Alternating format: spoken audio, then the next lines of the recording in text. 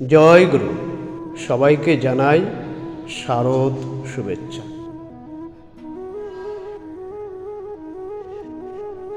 আজকে দুর্গা মণ্ডপগুলো আনন্দে ভরপুর, সবাই আনন্দে মত্ত। তো একটা কথা ভাবতে হবে, শুধু দুর্গাপূজা মাটির প্রতিমায় নয়,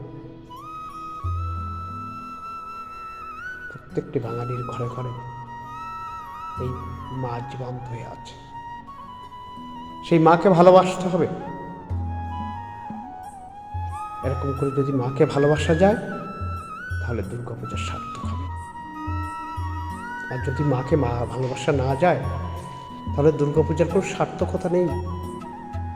যিনি জন্মদাত্রী মা, যিনি সেই প্রচ্ছন্ন করা নোংরা জায়গায় শুয়ে আমাকে বুকে ফুলে রেখেছেন, এরকম করে পৃথিবীতে এনেছেন আমাকে, সেই মাকে ভালোবাসতে হয় সবাই। অরবিন্দ বলছেন, মাকে ছাড়া বাঁচি কি করে, মা ছাড়া নাইকো ভুবনে। আমার নকুল বিশ্বাস বলছেন, যে মাকে ভালোবাসে না সে আমার গান শোনে না। মাকে ভালো না বাসলে তার জীবনের কোনো মূল্য নেই। আমার ঠাকুর ছোট্ট একটা বাড়িতে বলেছেন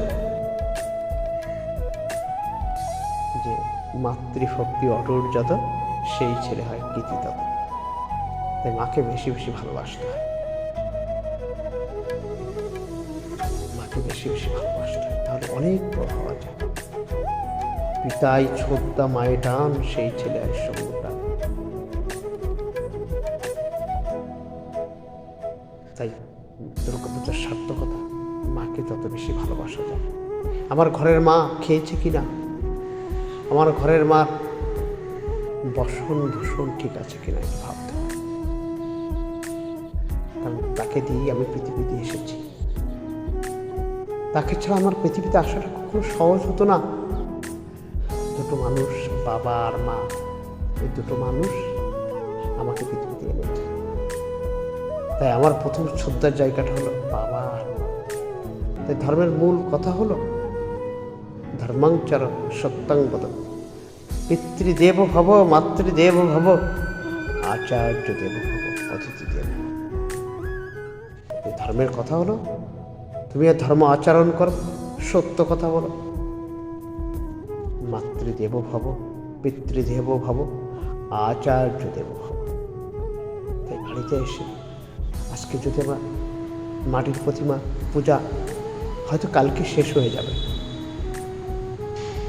কিন্তু আমার বাড়ির মা, আমি প্রতিদিন তার বন্দনা করতে পারি। প্রতিদিন যদি সেই বাড়িতে মায়ের বন্দনা করি, সংসারটা আনন্দে ভরে উঠবে। যে আনন্দটা আমরা মণ্ডপে রেখে আসবো, সেই আনন্দটা দেখবেন বাড়িতে চলে এসেছে। আজকে পূজাতে আমরা গিয়েছি কারা কারা, স্ত্রী ছেলে মেয়ে সবাইকে নিয়ে। আমরা সবাইকে নিয়ে বাড়িতে এরকম করে মাতৃবন্দনা করি। এই মানুষটা পৃথিবী থেকে আমাকে এনেছিল। এরকম করে আপনি ভাবেন, আপনার স্ত্রী ঠিক সেই শ্রদ্ধার জায়গাটা মাকে বসাবে। আপনার ছেলেটা না প্রতিদিন মাকে আপনাকে প্রণাম করবে, সে তার মাকে বন্দনা করবে, আপনি আপনার মাকে বন্দনা করবেন। এরকম করেই একটা শ্রদ্ধার জায়গা তৈরি করুন সমাজে, তাহলে পৃথিবীতে আবার ভালো মানুষ আসা সম্ভব। পৃথিবীটা বড় অভাব হয়ে গেছে, সেটা হলো ভালো মানুষের অভাব। সব চলছে, ভালো মানুষের বড় অভাব। তাই রবীন্দ্রনাথ, নেতাজি সুভাষ বসু, সেই ভালো ভালো আত্মাগুলো আর পৃথিবীতে আসতে পারছে না। কারণটা কি? সেদিনের মায়েরা সেই মাতৃ শ্রদ্ধার আসনটা পেয়েছিল, আজকে আর নেই। আজকে মারা সমাজে বড্ড উপেক্ষিত। সকলের শান্তি স্বস্তি কামনা করে আমার সংক্ষিপ্ত কথা এখানে শেষ করছি। জয় গুরু।